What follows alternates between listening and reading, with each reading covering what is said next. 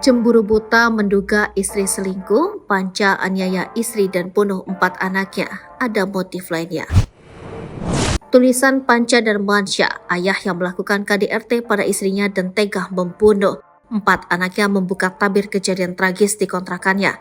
Ia diketahui membunuh keempat anaknya sehari setelah melakukan KDRT pada istrinya. Dalam tulisan yang ditemukan di laptopnya, ia mengungkapkan rasa kecewa pada sang istri. Devnisa diduga selingkuh. Kekecewaan itu karena menduga istrinya Devnisa Putri telah selingkuh. Hingga ia tega membunuh keempat anaknya karena cemburu buta dengan istrinya yang diduga memiliki pria idaman lain. Kasat Reskrim Polres Jakarta Selatan AKBP Bintoro mengungkap hal tersebut lewat temuan di laptop Panca Darmansyah. Polisi menemukan tulisan berupa curhat Panca yang kecewa pada Devnisa.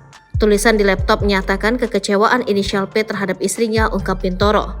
Panca telah diperiksa untuk mendalami tulisan tersebut. Dari hasil pemeriksaan, Panca Darmansyah menyatakan kecewa karena Devnisa Putri diduga telah selingkuh. Oleh sebab itu, kini polisi mendalami isi laptop ayah dari 4 anak yang tewas di Jagakarsa. Dari pengakuannya, kata Wakasat Reskrim Polres Jakarta Selatan, Kompol Hendrikus Yosi, Panca Darmansyah memang kecewa terhadap istrinya. Di sisi lain, pemicu Panca tega membunuh keempat anaknya setelah ribut dengan Devnisa terungkap. Berdasarkan temuan di handphone korban, diduga Panca menganiaya istrinya karena cemburu. Konfliknya antara suami istri ini kurang jelas juga ribut masalah apa.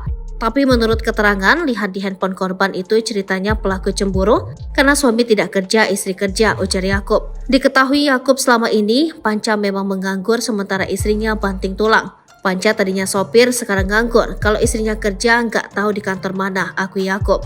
Perihal KDRT yang dialami Devnisa, Yakub mengakui dirinya lah yang melaporkan kejadian tersebut ke polisi. Sebab usai dianiaya sang suami, ibu 4 anak itu sampai tak berdaya. Download Tribun X sekarang, menghadirkan lokal menjadi Indonesia.